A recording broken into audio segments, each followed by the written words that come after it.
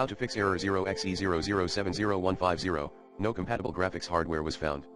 1. Check if your computer is actually compatible. 2.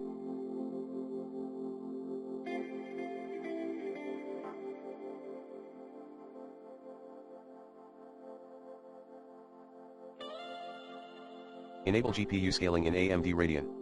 3. Change the display resolution manually. 4.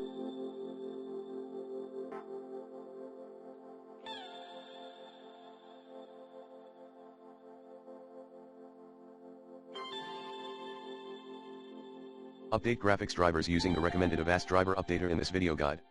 5. Uninstall then reinstall the graphics driver.